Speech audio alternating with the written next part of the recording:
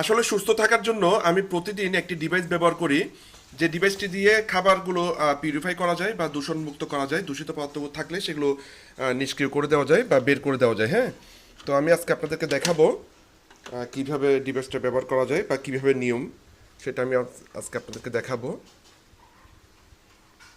হ্যাঁ, আমি টাইমার দিচ্ছি, 20 মিনিট টাইমার দিচ্ছি, এবং আমি আপনাদেরকে দেখাবো পরবর্তীতে।